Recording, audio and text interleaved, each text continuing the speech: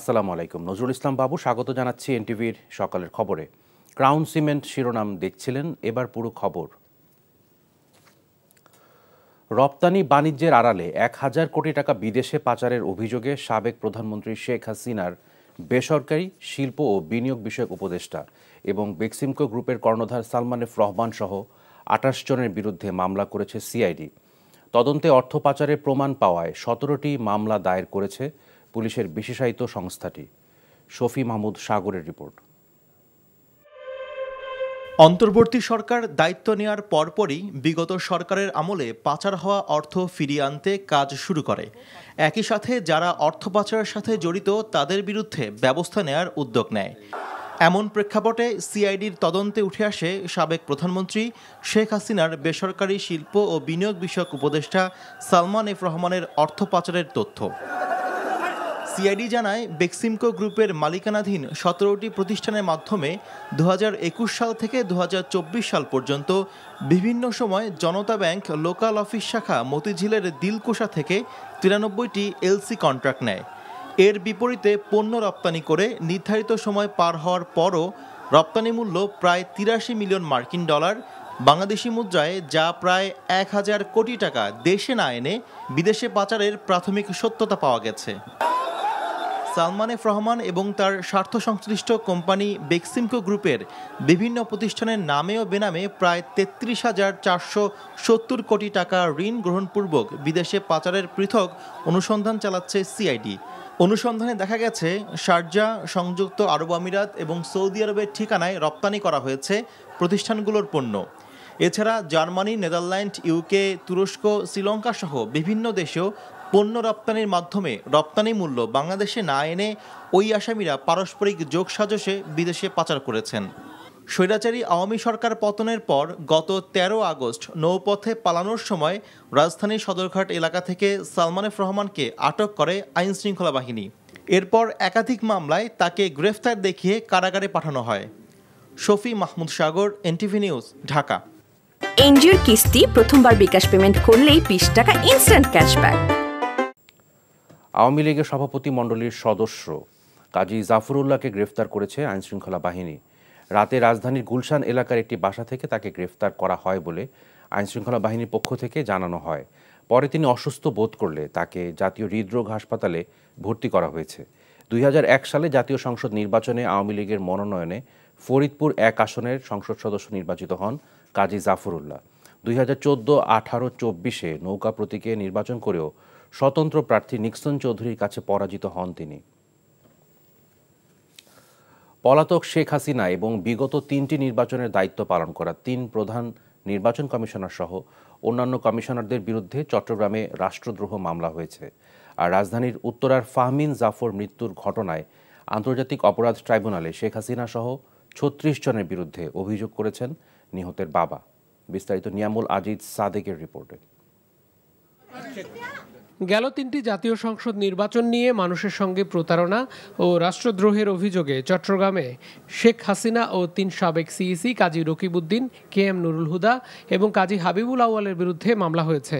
চট্টগ্রামের বিএনপির সাবেক সাধারণ সম্পাদক একরামুল করিম ৬ষ্ঠ মেট্রোপলিটন ম্যাজিস্ট্রেট কোর্টে এই মামলা করেন।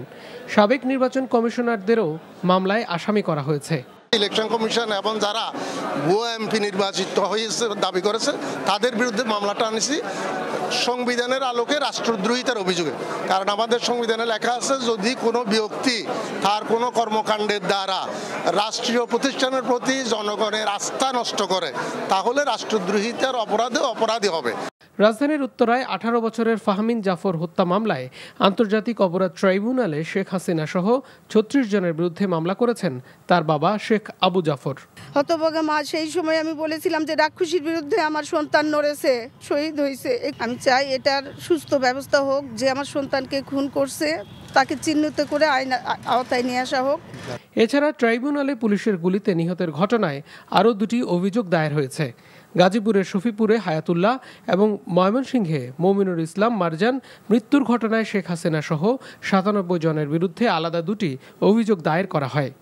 Niamul Aziz Sadek, NTV news, Dhaka. অন্তর্বর্তী সরকারের সংস্কার উদ্যোগকে সমর্থন করবে জার্মানি। পাশাপাশি বাংলাদেশে নবায়নযোগ্য শক্তির জন্য 600 মিলিয়ন ইউরো দেওয়ার প্রতিশ্রুতি দিয়েছে। তেজগাঁও কার্যালয়ে প্রধান উপদেষ্টা অধ্যাপক ডক্টর মোহাম্মদ ইউনূসের সঙ্গে বাংলাদেশে নিযুক্ত জার্মান রাষ্ট্রদূত আচিম ট্রস্টার সৌজন্য সাক্ষাৎ করে এই প্রতিশ্রুতি দেন। রাষ্ট্রদূত বলেন, সাম্প্রতিক বছরগুলোতে 1 বিলিয়ন ইউরোর সাহায্যের দেশের বৃহত্তম উন্নয়ন অংশীদারদের একটিতে পরিণত হয়েছে বাংলাদেশ। রাষ্ট্রদূত বলেন, নবায়নযোগ্য জ্বালানির জন্য জার্মানি 8 বছরের মধ্যে 600 মিলিয়ন ইউরো ঋণ দেবে। ডক্টর ইউনূস জার্মানিকে আরও বিনিয়োগ করার আহ্বান জানান। জুলাই বিপ্লবের শহীদদের পরিবারকে প্রাথমিকভাবে এককালীন 5 লাখ টাকা এবং আহতদের অনধিক 1 লাখ টাকা করে দেওয়ার সিদ্ধান্ত নিয়েছে জুলাই স্মৃতি ফাউন্ডেশন।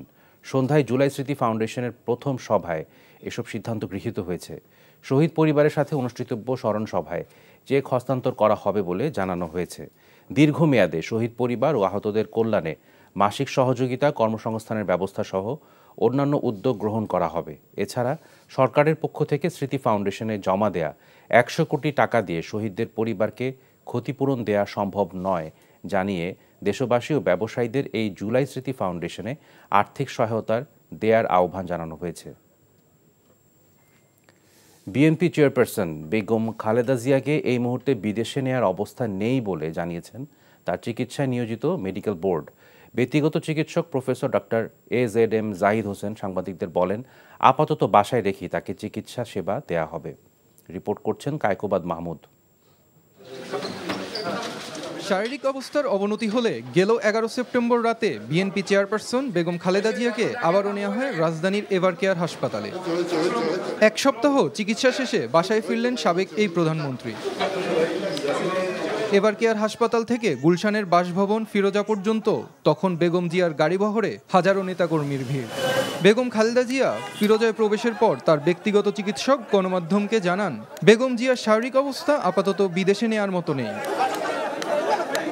যতই দিন যাচ্ছে ওনার শারীরিক সুস্থতা সত্যিকার অর্থে একটু প্রত্যেকটা ডিজিজ ক্রমান্বয়ে বাড়ছে, যার জন্য ওনার শারীরিক সুস্থতা কখনো কখনো দেখা যাচ্ছে উনি বেশ ভালো আছে এবং অল্প একটুতেই দেখা যাচ্ছে উনি শারীরিকভাবে অসুস্থ বোধ করেন। চিকিৎসকরা এখনও ওনাকে মনে করতে পারছেন না যে 12-13 ঘন্টা জার্নি করার মতো এই অবস্থায় উনি আছেন। এই জন্যই মেডিকেল বোর্ড যখনই ফিল করবে ইয়েস ওনাকে ট্রান্সপোর্টেবল, আমরা ঠিক তখনই ইনশাআল্লাহ আমরা ওনাকে নিয়ে যাব। চলমান রাজনৈতিক পরিস্থিতিতে কারো প্রতি প্রতিহিংসা না করে খালেদা জিয়া সবাইকে ধৈর্যের সাথে মানুষের পাশে থাকার আহ্বান জানান।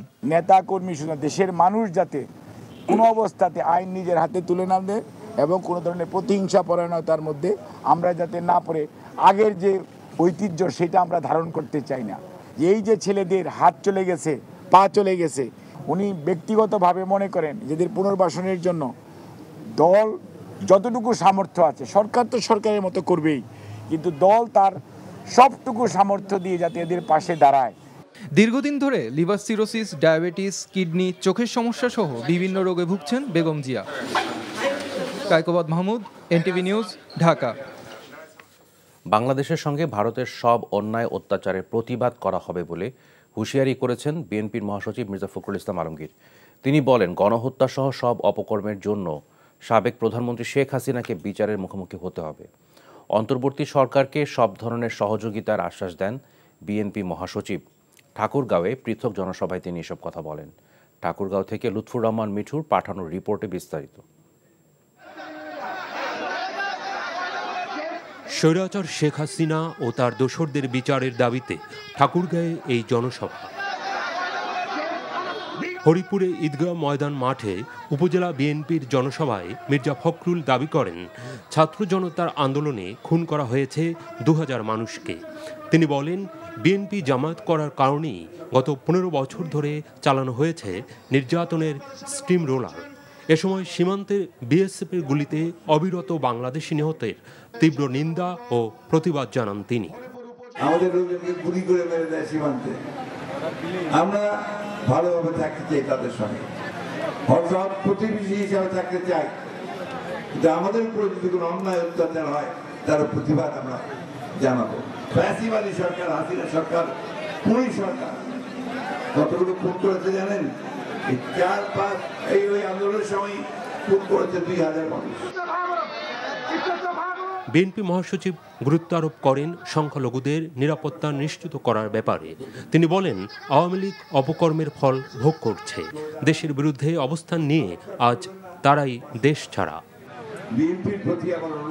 অন্যদিকে ঠাকুরগাঁয়ের বালিয়াডাঙ্গিতে আরেক জনসভায় সাবেক প্রধানমন্ত্রী শেখ হাসিনাকে দেশে এসে বিচারের মুখোমুখি হওয়ার আহ্বান জানান মির্জা ফখরুল। এমন খারাপ কাজ করেছে এরা, মানুষের চোখে এত ঘৃণিত যে এখন দেশে থাকার মতো অবস্থা তাদের না। শেখ হাসিনা ভারত থেকে মাঝে মাঝে বলেন যে আমি আসতেছি, আমরা দাওয়াত করি যে আসেন দেশে। দেশে যে সমস্ত মানুষকে হত্যা করেছেন, শিশুদেরকে হত্যা করেছেন, মহিলাদেরকে হত্যা করেছেন, তাদের মামলাগুলো দয়া করে একটু ফেস করেন। বিএনপি সংস্কার চায়, পরিবর্তন চায় উল্লেখ করে দলের মহাসচিব বলেন, অন্তর্বর্তী সরকারকে সহযোগিতা করার জন্য সবাইকে ঐক্যবদ্ধভাবে কাজ করতে হবে। NTV news desk. এনজিওর কিস্তি প্রথমবার বিকাশ পেমেন্ট করলেই 20 টাকা ইনস্ট্যান্ট ক্যাশব্যাক। বিগত সরকারের রাজনৈতিক উদ্দেশ্য প্রণোদিত প্রকল্প যাচাই বাছাই করে বাদ দেওয়া হবে বলে জানিয়েছেন পরিকল্পনা উপদেষ্টা ওয়াহিদুদ্দিন মাহমুদ। আর পঞ্চবার্ষিক পরিকল্পনা আপাতত স্থগিত থাকবে। অন্তর্বর্তী সরকারের প্রথম একনেক সভা শেষে ব্রিফিংয়ে এসব কথা বলেন তিনি। বৈঠকে 4টি প্রকল্প অনুমোদন পেয়েছে। রিপোর্ট করছেন ফাহাদ মোহাম্মদ। আওয়ামী লীগ সরকারের পতনের পর অন্তর্বর্তী সরকারের প্রথম একনেক সভা প্রধান উপদেষ্টা ডক্টর মোহাম্মদ ইউনূসের সভাপতিত্বে তার কার্যালয়ে অনুষ্ঠিত হয়। সভায় 1222 কোটি টাকা ব্যয়ে 4টি প্রকল্প অনুমোদন দেওয়া হয়। পরে ব্রিফিংয়ে পরিকল্পনা উপদেষ্টা জানান, বিগত সময়ে বিপুল সংখ্যক প্রকল্প নেওয়া হলেও বাস্তবায়নের গতি সব ক্ষেত্রে একরকম ছিল না। তখনকার অপ্রয়োজনীয় রাজনৈতিক প্রকল্প এখন পর্যালোচনা করা হচ্ছে।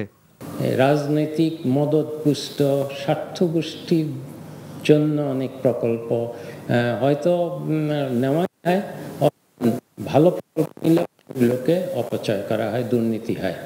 আমরা সেগুলোকে বলছি যে রাজনৈতিক প্রকল্প আমি বলবো না, আমি বলবো যে অপরাজনৈতিক প্রকল্প। এগুলো যদি খুব দরকারি মানে না হয়, যেগুলো থেকে বেশি সুফল পাওয়া যাবে না, অথচ নেওয়া হয়েছে কোনো একটা বিবেচনায়, সেগুলোকে অনেক তাড়াতাড়ি বোঝা যায় সেগুলো। উপদেষ্টা আরও জানান, বিদেশি অর্থায়ন পাওয়া যাবে এমন প্রকল্প গ্রহণে গুরুত্ব দেবে সরকার। দাতা সংস্থাগুলো এখন হাত খুলে সরকারকে সহায়তা দিতে যাচ্ছে বলে জানান তিনি। দাতা সংস্থাগুলো আমাদেরকে একদম হাত খুলে টাকা দিতে চাচ্ছে, কেন আমি জানি না। অনেকগুলো যেমন ইউএসএইড বলছে, তোমরা যে কোনো প্রকল্প আনো আমরা দিয়ে দেবো, আমাদের কোনো সমস্যা নাই।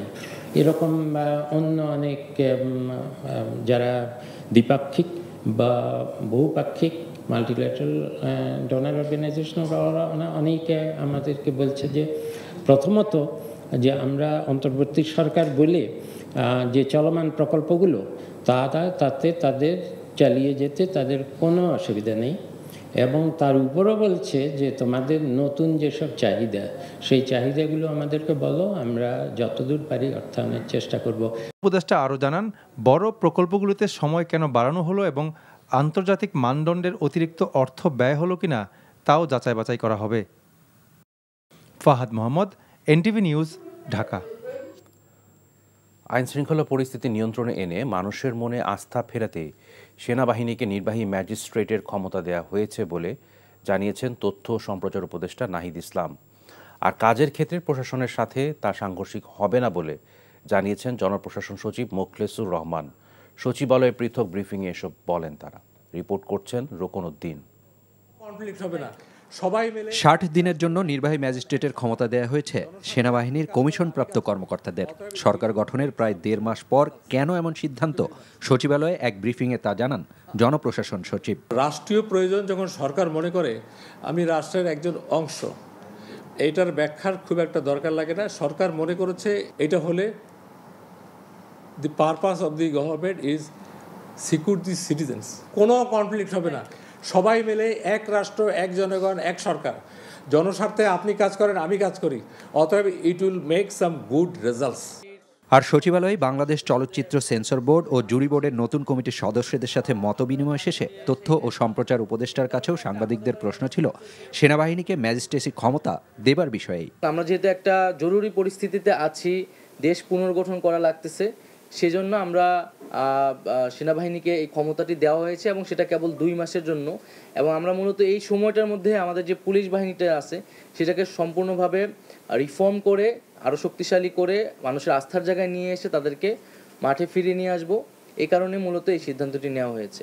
এছাড়া গণমাধ্যম কর্মীদের নামে মামলা হলেও দোষী না হলে অব্যাহতি দেওয়া হবে বলেও জানান তথ্য উপদেষ্টা। এই মামলাগুলো খুব দ্রুত সময়ের মধ্যে পর্যালোচনা করা হবে, তদন্ত করা হবে এবং যদি অভিযোগ না থাকে তাকে এই মামলা থেকে রেহাই দেওয়া হবে। যদি কোনো সাংবাদিকের বিরুদ্ধে এই ধরনের অভিযোগ থাকে বা যাদের ক্ষতিগ্রস্ত হচ্ছে, তথ্য মন্ত্রণালয়ে আপনারা তাদের ইনফরমেশন বা ডিটেলসটা পাঠাবেন, আমরা এখান থেকে দেখব। তবে পাশাপাশি এটাও বলেছি যে এই ফ্যাসিজমের সাথে যারা জড়িত ছিল, এটার যারা বৈধতা উৎপাদনে কাজ করেছে, তাদের লেখনীর মাধ্যমে, তাদের মতামতের মাধ্যমে জনমত তৈরি করেছে, গণহত্যার পক্ষে কাজ করেছে, উস্কানি দিয়েছে, তাদেরকে কিন্তু অবশ্যই বিচারের আওতায় আনা হবে। এদিকে সেন্সর বোর্ড থেকে সেন্সর শব্দটি বাদ দেবার সিদ্ধান্ত হয় বৈঠকে। 2023 সালের আইন অনুযায়ী প্রজ্ঞাপন দিয়ে একটি সার্টিফিকেশন বোর্ড গঠন করার কথা জানান তথ্য উপদেষ্টা। এছাড়া সংশ্লিষ্ট আইনেরও পর্যালোচনা করা হবে বলেও জানান তিনি। Rokonuddin, NTV news, Dhaka. সাবেক প্রধানমন্ত্রী শেখ হাসিনা ও তার বোন রেহানা, ছেলে জয়সহ 216 জনকে আসামি করে আশুলিয়া থানায় একটি হত্যা মামলা দায়ের হয়েছে। রাসেল গাজী নামের এক যুবককে গুলি করে হত্যার ঘটনায় সকালে এই মামলাটি দায়ের করেন তার মামাতো ভাই সাহেব আলী। আসামিদের বিরুদ্ধে পরস্পরের যোগসাজশে অস্ত্রশস্ত্রে সজ্জিত হয়ে দাঙ্গা হাঙ্গামা, মারপিট ও গুলি বর্ষণ করে হত্যা ও হত্যার হুকুম দেবার অভিযোগ আনা হয়েছে। মামলার এজাহারে বলা হয়, 5 আগস্ট বাইপাইল পুলিশ বক্সের পশ্চিম পাশে পুলিশ ও আওয়ামী লীগের সন্ত্রাসীরা বৈষম্য বিরোধী আন্দোলনে অংশ নেয়া ছাত্র জনতার উদ্দেশ্যে নির্বিচারে গুলি চালায়। ওই দিন গুলিবিদ্ধ হয় অন্তত 400 জন, এদের মধ্যে 35 জন মারা যান। গুলিবিদ্ধ রাসেল গাজীও চিকিৎসাধীন অবস্থায় ওই দিন রাতেই মারা যান বলে এজাহারে উল্লেখ করা হয়। 11 ঘন্টা পর ফের চালু হলো মেট্রো রেল। বুধবার রাত 8:25 উত্তরা উত্তর স্টেশন থেকে মতিঝিল পর্যন্ত মেট্রো রেল চলাচল স্বাভাবিক হয়। মেট্রো রেল পরিচালনা কর্তৃপক্ষ Dhaka mass transit company DMTCL বিষয়টি নিশ্চিত করেছে। কারিগরি ত্রুটির কারণে মেট্রো রেল চলাচলে যাত্রীদের সাময়িক অসুবিধার জন্য কর্তৃপক্ষ আন্তরিকভাবে দুঃখ প্রকাশ করে। এর আগে আগারগাঁও থেকে মতিঝিল অংশে ট্রেন চলাচল সাময়িক বন্ধ থাকায় দিনভর চরম ভোগান্তিতে পড়েন মেট্রো রেলে চলাচল করা সাধারণ মানুষ। রাজধানীর ফার্মগেট ও বিজয় সরণির মাঝামাঝি জায়গায় রেলপথের একটি অংশের ভায়াডাক্টের মাঝের বিয়ারিং প্যাড পড়ে গেলে মেট্রো চলাচল সাময়িক বন্ধ হয়ে যায়। ফলে বন্ধ হয়ে যায় আগারগাঁও থেকে মতিঝিল অংশে ট্রেন চলাচল, যদিও চালু ছিল আগারগাঁও থেকে উত্তরা অংশের রেল চলাচল। ব্যাংক কোম্পানি আইনের সংশোধন হলে 60% খেলাপি ঋণ আদায় করা সম্ভব বলে জানিয়েছেন বাংলাদেশ অ্যাসোসিয়েশন অফ ব্যাংকস বিএবির চেয়ারম্যান আব্দুল হাই সরকার।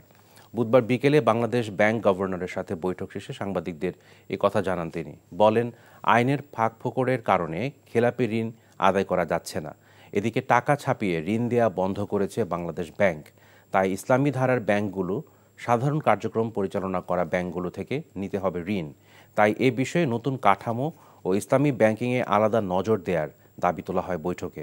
এছাড়া ব্যাংকগুলোর কিছু জায়গায় অতিরিক্ত শাসন আর কিছু জায়গায় কম শাসন করে আসছে, যা ব্যাংকগুলোর সাথে পরামর্শ করে সমাধান করার বিষয়ে আলোচনা হয়েছে বলে জানান ব্যাংক মালিকরা।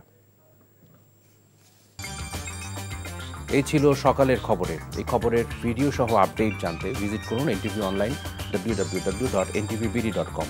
এছাড়াও এনটিভির জনপ্রিয় সব অনুষ্ঠান ও খবরের আপডেট জানতে ভিজিট করুন আমাদের ইউটিউব ও ভেরিফাইড ফেসবুক পেজ। ধন্যবাদ সবাইকে।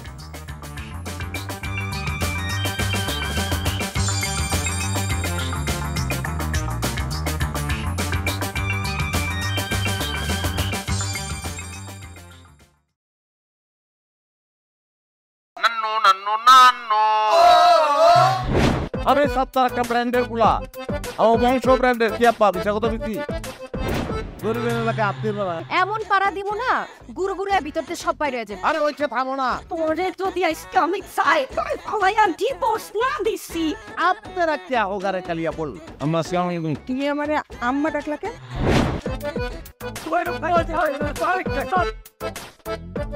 তুমি আমাদের দাবি মানতে হবে মামু তুমি গদ্দার মাইয়া রে কোনদিন স্বামীর মুখ দেখাও না আমি আপনারে আমি দেখে নিব। হাতে লাগে বেতারে হাত ছাইরা দাও সোনার চাচা রে। এনজিওর কিস্তি প্রথমবার বিকাশ পেমেন্ট করলেই 20 টাকা ইনস্ট্যান্ট ক্যাশব্যাক।